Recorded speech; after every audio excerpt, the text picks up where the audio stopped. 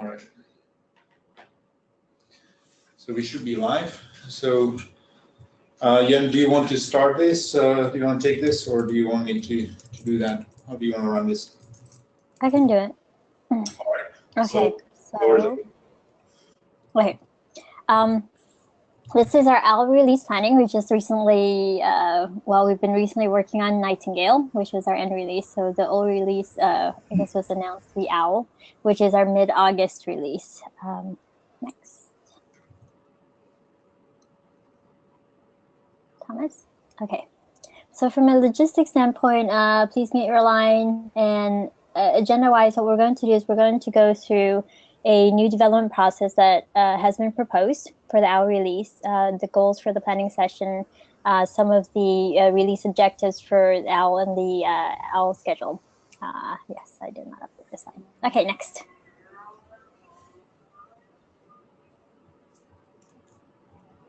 Okay, so from a new development process standpoint, the proposal is to move to use Kanban rather than Scrum.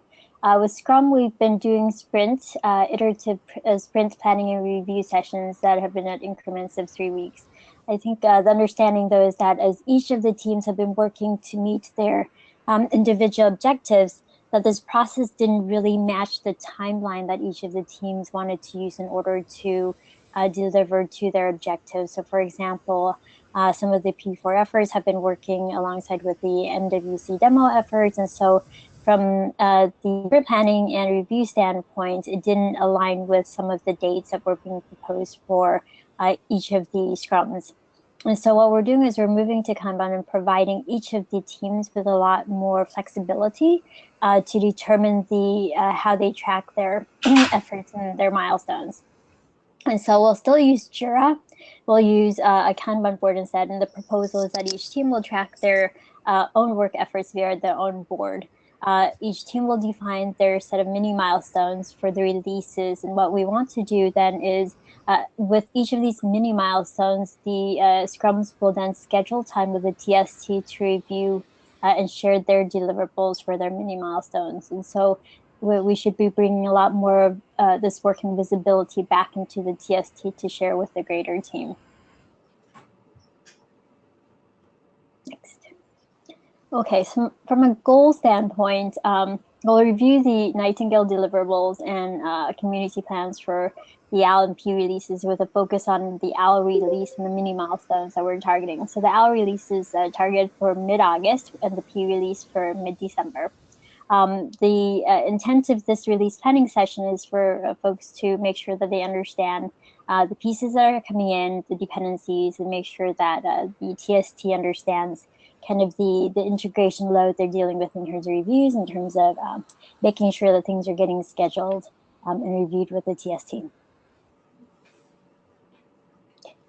Next. So at a high level, the OWL release objectives are focused on a few core functionality. There's dynamic configuration, which has been progressing. And the intent here, or a lot of the focus, is around supporting the OD10 use cases with configurations, right? So device synchronization, support for transactions and rollback. The intent is to eventually have multi-device transactions and rollback capability. And looking at some of the release plan requirements, though, it sounds like there may be some resource constraints here. So we'll review that as we get to that section. With ISSU, the intent is to simplify the ISSU process and to minimize the upgrade window. So the plan would be to separate the atomic servers into their own processes and upgrade them individually. From a core standpoint, the intent would be to enhance the platform scalability to be able to support 150,000 routes. So it translates to approximately 1.5 million flows. There would be enhancements to the UI to handle large data, as well as upgrade of Craft to 4.2.0 deployment security and other defect fixes to further stabilize the platform. On the P4 front, there will be enhancements to build out a P4 fabric. Then the goal would be to try to get to parity with the current Trellis fabric that uses OpenFlow. So the initial we would want to make sure that there's a fabric in place, and then we'll also want to support the Stratum APIs that are being proposed, so P4 runtime, GNMI, and GNLI. There would be continued work on INT and exploration of some additional VNF offloading use cases around BNG and PPPoE termination. Is there a difference? You said support for the Stratum APIs. Is there something specific for Stratum that other P4 runtimes and development times won't support? I think so. The difference is really focused around some of the GNOI stuff. So if you look at where we're at with P4 and P4 runtime, we've plumbed in P4 runtime. There's some initial plumbing of GNMI with ports, configurations, and support.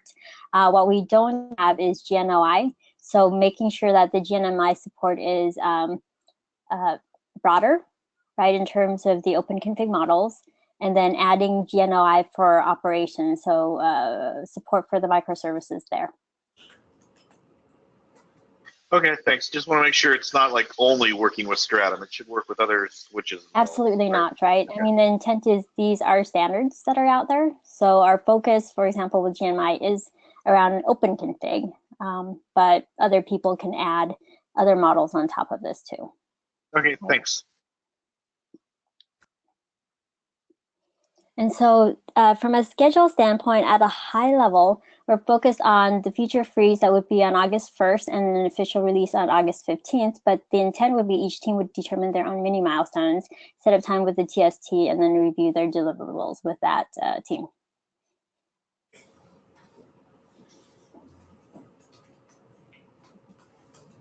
Okay, so I can, since Jordan is actually ill, so he wasn't able to cover this, but he did provide content for it. So let me cover that. So maybe a quick check before we get on to this. So I've been out on PTO, so I wanted to make sure as a greater team we understand where the release is at for Nightingale. Yeah, that's actually a good idea, yes. So we have cut RC1 last Friday, right? If I'm not mistaken. And a set of tests was run on it by QA, both functionality, CHO, and performance. Now I'm going to let either you or Suchitra assess that.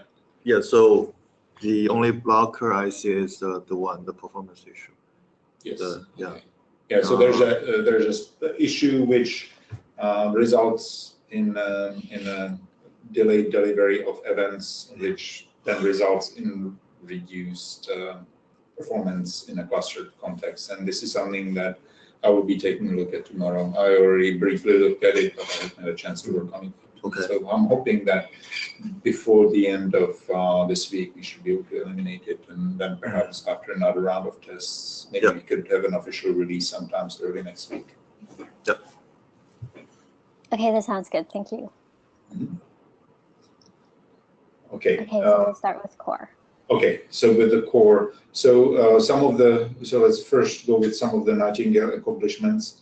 So in the core and platform areas, there were a number of significant improvements that were done in terms of robustness when the system is faced with either network partitions or node failures. These are not just necessarily the clean node failures like what we usually do in our environment, but also kind of zombified states, which proved to be sometimes difficult. And so we had some blind spots in those areas where the system was not recovering correctly, but we've plugged most of those up, and where the system overall is in much better shape to be able to withstand failures. A lot of these changes were also backported to 1.11 and 1.12 as well, since that's where some of the deployments require them.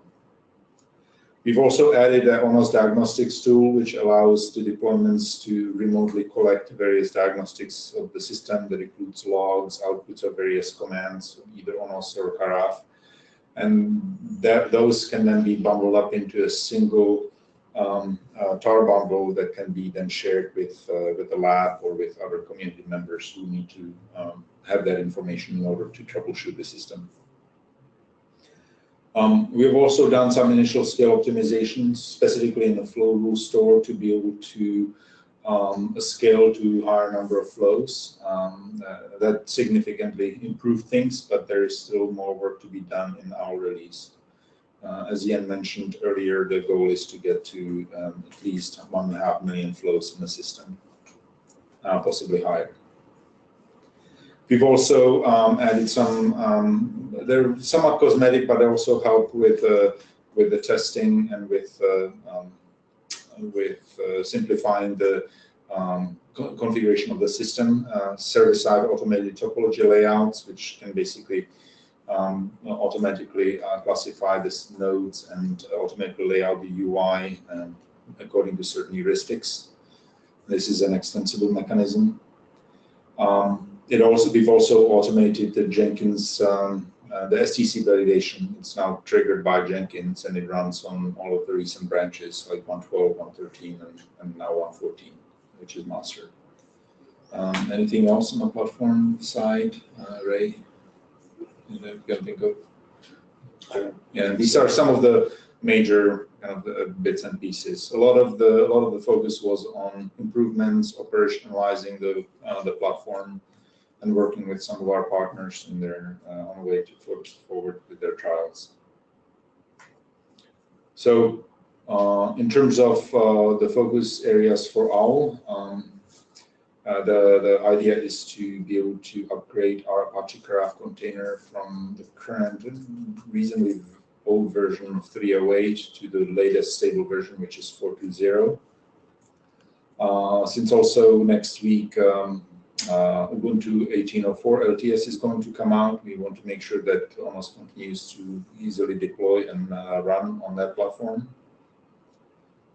There will also be some work to develop STC scenario for Trellis and Trellis hat topologies to be able to automate, to be able to test segment routing in that context for developers, and also to have periodic STC-based runs. The system will also be upgraded to Atomix 2.1. And one thing that's not in here is the ONOS clustering will be augmented to where the cluster, the Atomix, will run in a separate cluster, a separate process, and ONOS will then attach to it. This is in support of the ISSU, and that will be covered a little bit more as part of the ISSU story. In terms of the mini milestone, there will be a couple of them mid-June and mid-July, where we will demonstrate these various accomplishments. Running ONOS cluster based on 420 and on Ubuntu 18.04, and then running in a separate cluster as part of the ISSU, and then also there will be a whole bunch of code removed as part of the move to Atomix 2.1. It'll be removed from ONOS code base because actually a lot of the code has been migrated in the current release from ONOS code base into the Atomix. That's it for the core. For the ISSU, in Nightingale, we've added support for ISSU to the flow rule store, which was one of the remaining ones that didn't support it. So now we have full support for ISSU in all of the core subsystems. The version state is also now stored in distributed primitives in order to be able to transition from older version to new version seamlessly. And the primitives can also be augmented, and the code for the primitives can also evolve during the upgrades. For the OWL release, the idea here is to add a framework for transforming the persistent replicated state from and unfortunately, I don't have much detail here because I haven't had a chance to sync up with Jordan. But that basically is to continue to enhance the ISSU functionality with respect to the evolution of the persisted state, and also to support upgrading applications in addition to upgrading the core. The milestones are in May. The idea will be to demonstrate the state transformation APIs. In June, a month later, the idea will be to demonstrate the Atomix ONOS upgrade. And this includes the separate Atomix and ONOS processes. And in mid-July, a month later, is to demonstrate the capability to be able to upgrade applications. Okay, on to the dynamic configuration. Do you want to cover that, Iwa? Sure. So for the dynamic config brigade, as put on the title, the near-term goal is to support ODTN use cases and requirements coming from the testing. So for the past Nightingale development, we have built support in the YARN tools compilation to integrate both OpenConfig and OpenRoad in YARN models. And we put in an initial implementation of the device synchronizer, and also to support the device tree in RESTconf adapters and also in the YARN store. And also we proposed a new design for the YARN data store in dynamic config, and have received some feedback. And there are also quite a few bug fixes. It's a typo, but quite a few bug fixes and enhancement. And if you are interested, check out the jurors listed also on Kanban board at this point. Next page, please. Yeah.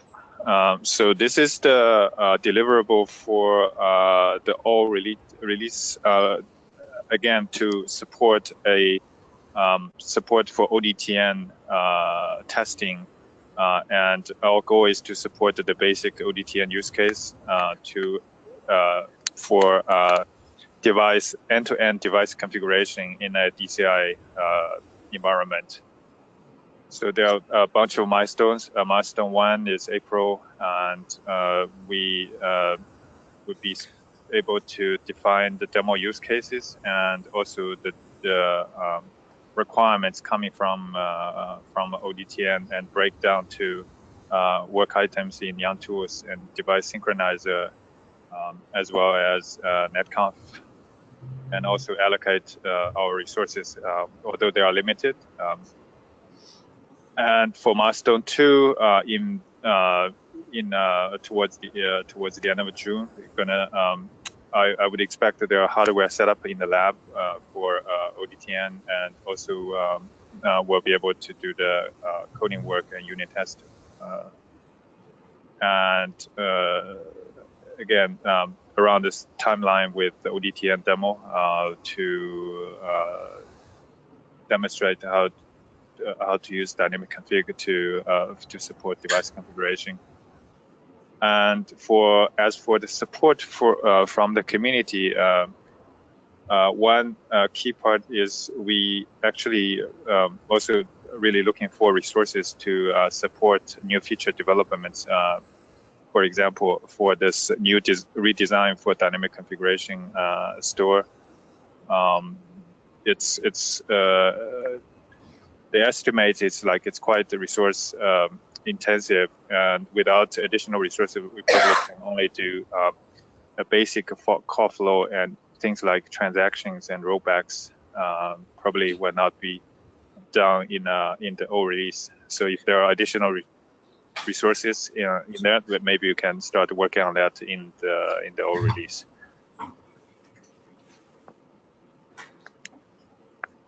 Okay. Thank you. Has there been discussions with the ODTN team to see if you guys are aligned in terms of when things are needed and whether that can be kind of help between the two teams? Yeah, kind of, because I was we are talking with Yuta, and Yuta is actually involved in ODTN team. He's bringing back the requirements from the ODTN testing. Okay, so I think the main thing is we want to just make sure that the timing and timeline between the two in terms of dependencies are aligned. Yeah. Okay, thanks. Okay, thank you, Iwa. Yeah, sure. Carmelo, do you want to cover the P4 brigade work? Yes.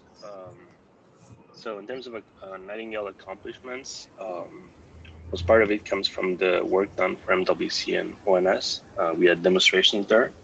So we added initial support for Fabric.P4, meaning that we can now support P4 capable devices using the same trellis applications. We have basic support for capabilities like layer 2 bridging, IPv4 routing, and MPLS segment routing. We also added support for SPGate2.P4, which represent our P4-based VNF offloading solution for MCORD. This has been integrated in Fabric.P4.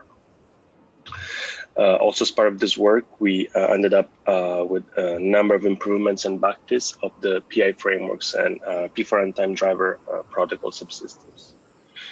We also added initial support for P4 runtime meters that can now be controlled using the ONOS meter service. And we also added support for port discovery behavior based on GNMI and the OpenConfig ITF interfaces model. So this is all about Nightingale. Okay, so in terms of all deliverables, as Ian said before, so we have a number of goals. The first one is to work on Fabric.P4 so to reach a certain level of parity with the OpenFlow fabric. So we're looking into adding both forwarding capabilities, but also making the system more fault tolerant. So we're looking into adding support for multicast, feature and broadcast, ACL handling, double VLAN tagging, and also pipeline optimizations. We're looking into redesigning the pipeline, the P4 program, to size the tables and make sure that sizing can work well with trellis requirements. So we also are looking into working on GNMI support for the OpenConfig Stratum models. And the goal is then again to have full Stratum API support in the P release. So this means full support for P4 runtime, GNMI, and GNOI. And this is related to the question David had before. When it comes to P4 runtime, there's an important thing that must be said, which is P4 runtime is still work in progress. The P4 API working group said they're working for a 1.0 release to happen at the end of May. So I think the goal there is also to have finalized support for the version 1.0 of P4 runtime. We're also looking into adding support for INT in ONOS. The idea is to come up with an INT ONOS service that can control INT capable devices, and also as part of this, we'll provide P4 reference P4 program implementation of an INT pipeline that can be controlled by ONOS. And finally, we'll be doing some exploratory work around VNF offloading for the BNG and PPOE termination use cases. In terms of milestones, we have 3, 2 at the end of June and 1 mid-July. The first one is coming up with a feasibility study and a design document for the VNF offloading case for the PPO and BNG, understanding what can be done with P4, and most importantly, if we can integrate that with RCORD. The second milestone is about showing ONOS capability to control a network with INT devices. And the third one is about Fabric.P4. We want to demonstrate Fabric.P4 parity with the OpenFlow one. Again, this is about showing both forwarding capabilities, configuration, but also fault tolerance. So we should be able to show the same test that QA is developing right now. And that's all about all deliverables. All right, thank you, Carmel. And is there any questions in this area? Okay, if not, we can move on to the gRPC Brigade. And I haven't checked if Chen is online. Hi, hello. Great, I see you. Hey, hi, Thomas. Yeah, I can give a very brief update on the gRPC Brigade asset. Okay, so first of all, we added a set of new gRPC nodes found in Nightingale release, including Ship and the group and IT service. And we also had some initial work on gRPC client so that we can like exploit some of the ONOS gRPC response to show some workable demo. Could you move to the next slide? Yes. Okay, thanks. So for the all release, we plan to, since some of the brigade members were back from their urgent like internal projects, so we would like to continue our brigade, gRPC brigade work for our release. So for our release, we would like to more focus on preparing some workable like demos which use the ONOS gRPC response.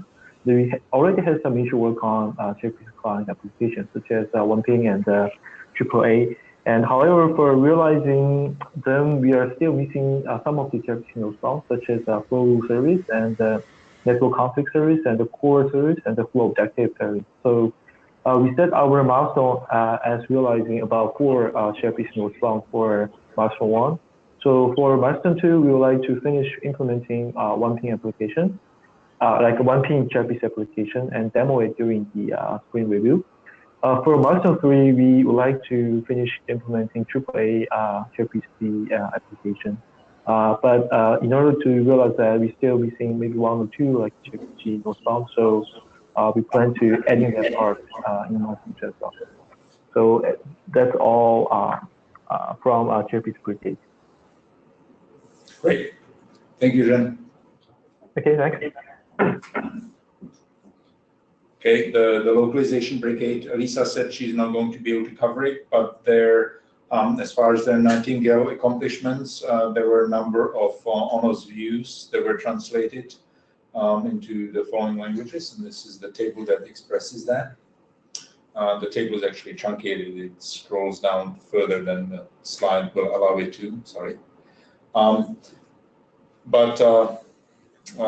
the brigade made a lot of progress, both in terms of the number of languages and additional views that were localized. In terms of the all deliverables, the idea here is to internationalize 3 additional views. They'll get us closer to the 100% coverage.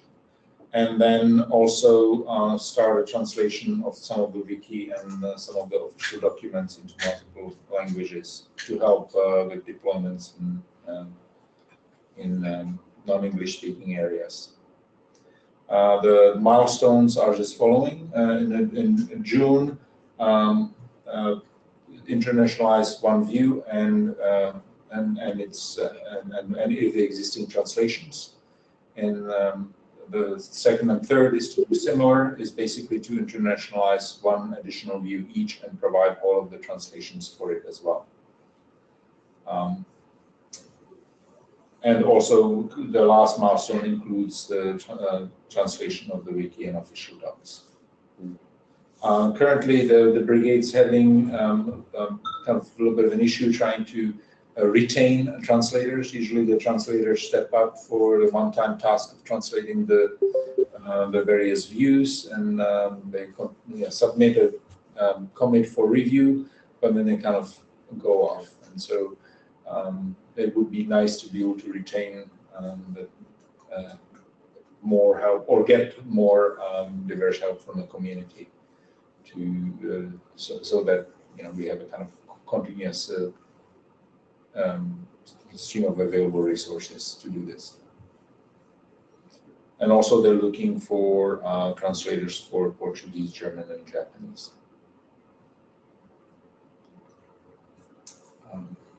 On security and performance analysis brigade, is Stefano online?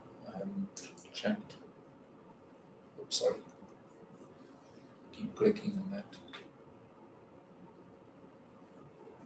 Yeah, unfortunately, I don't have any background. Does anybody have background on the security and performance analysis brigade? Yeah, maybe I want to cover that, Suchitra? Yeah, I can give a little bit on this, but not to the entire brigade, but what we are doing from ONF as part of the brigade. So earlier we were also involved in security and performance areas from ONF, but security we had talked to the brigade, and then it has been taken over completely, and then security aspects of ONOS are being tested by some other group from the community. And now we are involved only in the performance analysis in the brigade. So what we are presenting from ONF is we just present the numbers from the performance test that whatever we have been running, and then we summarize the results to the brigade group. And we also explain them the tests, what we are running. And then in this particular second brigade report, what we have done is we took the numbers from 1.12 release, and the earlier report was from 1.10, and we gave a comparison of 1.10 and 1.12, and showed the numbers saying that we are almost the same now after fixing the eventual consistency issues, and the performance has been improved, and with better stability as well. And all the results, most of the results are all almost same, with some of the numbers being higher in 1.12. So this is higher meaning better performance. Better performance. Yes, better performance. So we presented that as part from ON.Lab, and the timings are very off when the brigade workshop starts. So we can only attend like some part of the morning session, which is like at 7:30. And that's when we are there. Yeah, that's when we are there. So that is from ON.Lab and as part of the brigade. Okay, thanks. Thank you.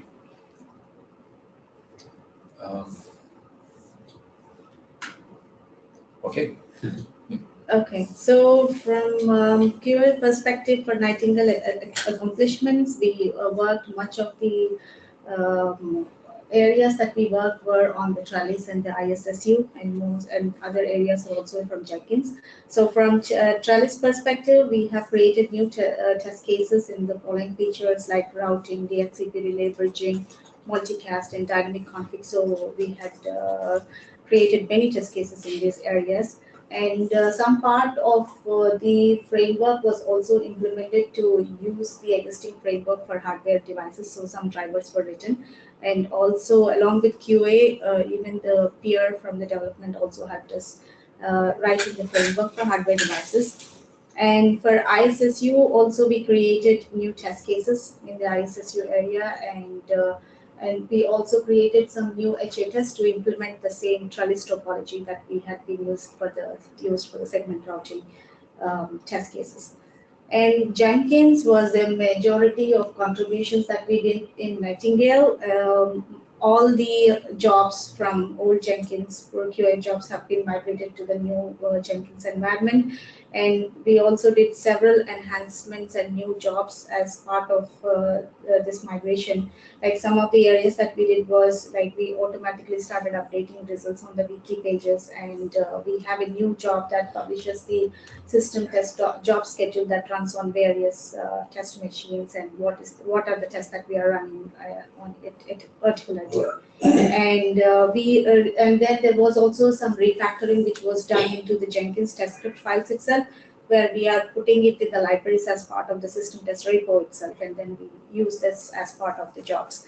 And as part of segment routing, what we did was, since segment routing test cases were taking very long time to run, and we were like short of machines, so we got many machines from Flex, and we have a dedicated machine where we are using new Jenkins jobs to run these SR related tests. And as part of this, we are also using the new tool ONOS diagnostics to collect all the log files, and then we are publishing it all as well for debugging purposes. So the Jenkins job does all these things using the ONOS diagnostics.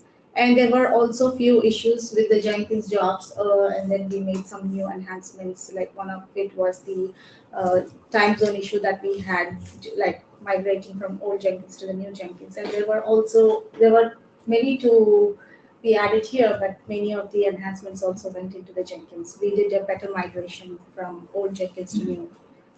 So next, please. That's great. Okay, so the other categories where we did some accomplishments were like in the wiki updates. Several documentation tasks were also done as part of Nightingale. Like one of the areas, the documentation updates were writing the how to generate. We had we had used the new way of writing graphs, generating graphs using R script. So this is something new the interns have done. So they did a great job in writing the documentation as well, for writing the R scripts and also the graph generation, how it can be done. And the documentation updates about the Jenkins job builder and how to create new jobs, and the CI management repo itself and how we are doing it as part of the QA. That has been documented. And there were also updates in several areas in the test-on README files to make it better when we are for various libraries and test cases. The README updates, there were a lot of updates in that area, and also the one minor thing was like all the test result pages were updated from older Jenkins to the new Jenkins files. And in terms of graphs areas, there were also some refactoring that was also done as part of graphs. And the interns helped a lot in refactoring the existing graph scripts for the new features as well, and then they made it more better. And there was also, we created new set of graphs which displays the statistics of all the tests that we have in the repository, and it gives you a view of like what are the failed, how many failed, and the percentage of failed, and also how many executed, and it also goes to a place where it also categorizes based on the features, like let's say functional areas, HA areas, and some use cases. So we have a better graph for an overall perspective of system test result view, so which gives a good summary of test cases. And in terms of test investigation improvements, there was a lot of test investigations again in several areas, which I'm not going to everything. There are most of the feature areas, they have been analyzed for failures and then taken actions accordingly, either fixing the test scripts or it could be like bugs or anything. And there were also some improvements, minor improvements, which were also done for existing test cases as well. So I think this is it for the Nightingale. And going over for the OWL deliverables, so we have identified some Trellis features which we still need to do, and we also got some feedback from the Trellis group, and then the multicast host movement and adding more functional failure scenarios in the existing features is one of the focus in the Trellis feature areas. And also, since we have the new pods which are available from Flex and also Harmonic, so we will take use of it, and then we can run. We are going to update the existing test cases to use the new hardware drivers and then run the tests on the hardware. So that is another focus goal for the Trellis area. And for HA and ISSU, we identified we need to test the disaggregation of the atomics and ONOS for the core areas, and we might need to write some new tests around it, and also some new upgrade tests for simplified ISSU protocol. And there are some tests which were pending since a while regarding the power failures of the nodes. We wanted to test that. So hopefully we can accomplish as part of our. And as part of these deliverables, we identified, we categorized them into 4 milestones. In late May, we would create like the Trellis part 1. We would try to deliver the part 1. So part 1 includes mininet-based multicast features, which is the highest priority according to Sauro. And we are going to add more failure scenarios in the existing test cases. And as part of milestone 2, which is early July, mostly we will be working on the atomics 2.1 and upgrade tests, and hopefully the power failure test also can be performed along with that. And milestone 3, which would be mid-July, where we are targeting Trellis part 2, which includes host movement feature, which is brand new. So we will be using the mininet-based mininet-based test cases for that feature. And for the last milestone, which is the end of August, we are targeting mostly the hardware-based tests, and hopefully this is given the fact that the hardware, everything works good. We will be able to deliver the hardware-based test. And also the remaining part of the HA and ISSU related test cases we will achieve mid of August. So this is from the QA. Great. Is there any questions in this area?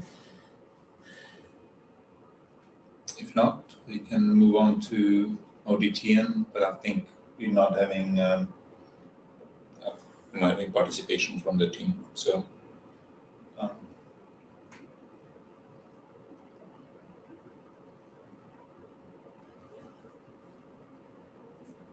so we have a demo scheduled here. Carmelo, do you want to drive this, or do we just watch the video? How do you want to do this? Yeah, maybe I can say a few words. So the guys from Politecnico di Milano asked me to present the demo because it's a bit too late in Italy right now. So this demo is about a recent contribution they did in Nightingale, which is called Intent Monitoring and Reconfiguration. They had a TST meeting presentation a few months ago. So there is one slide, just to recap what the NT monitoring and reconfiguration is, and then there's a video. So if you can show the slides. The video then is subtitled, so we can just watch it.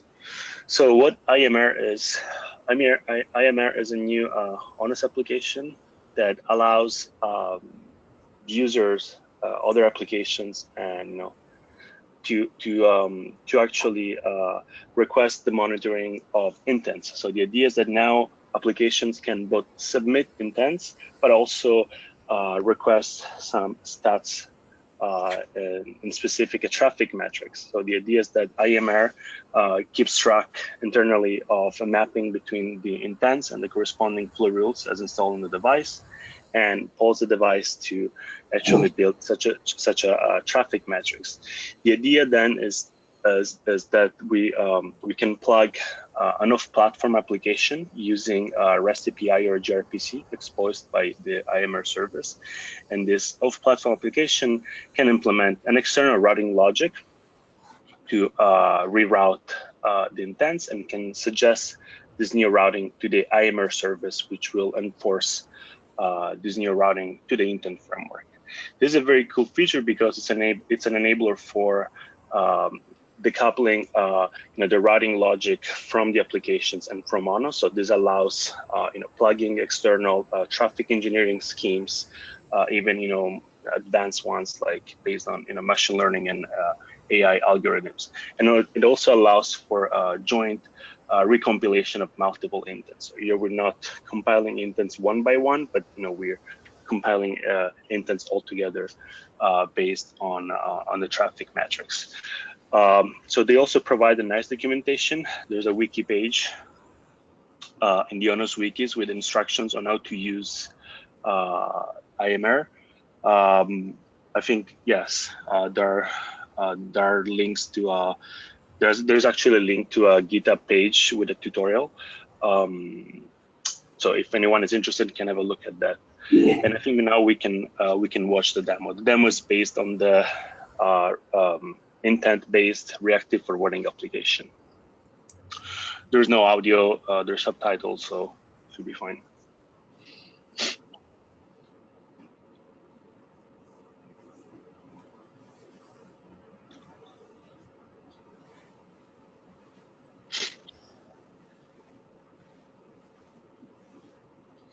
So yeah, they're starting ONOS.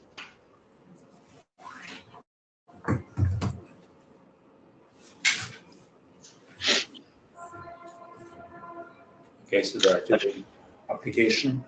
Okay. Yeah. So they are deactivating reactive forwarding. Instead, they are activating the intent-based version of that application. They're also activating the IMR application.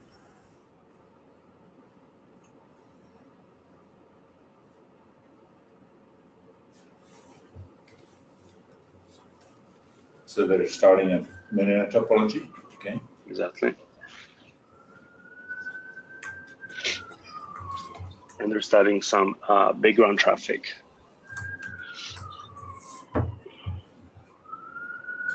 Again, here the forwarding is realized thanks to the intent-based reactive forwarding application, which is submitting point-to-point intents, if I'm not mistaken.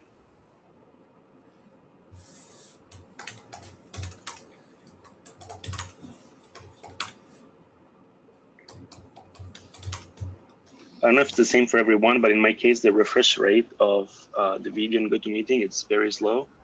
Yeah, so it could be that it's too slow here, but hopefully it'll come okay on recording. Yeah, and people you can also watch the YouTube video.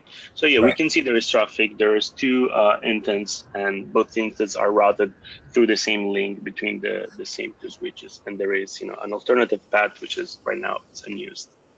So they started the monitoring process. The idea is that you can monitor intents created by a given application, or you can monitor specific intents. They're now starting the off-platform application. This is a simple Python scripts that queries the traffic metrics from the IMR service and implements a very simple greedy routing algorithms.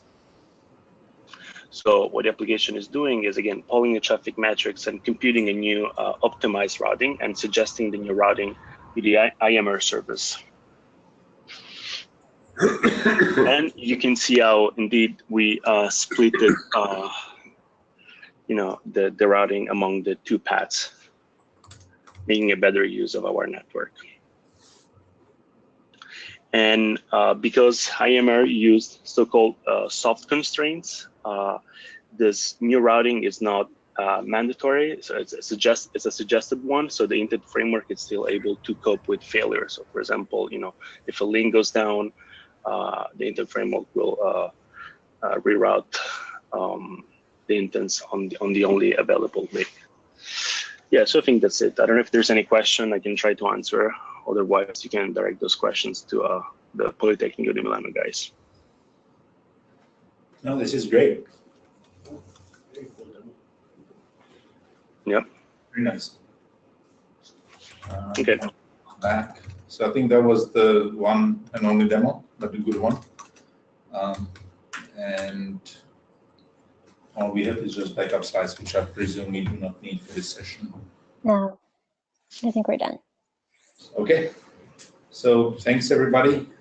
Thanks for participating. Let's have a good release. As I mentioned, the current release is most likely going to be stamped out early next week. And about the same time, we're going to start the work for the next one. So we are going to create the Kanban board. yes, so some Kanban board has already been created for the core platform. I think for the platform and ISSU, QA already, does QA already have one too? I don't know, I haven't checked. So we'll have to check that probably in the next days to make sure that all the Kanban boards for the various projects are set up. Okay.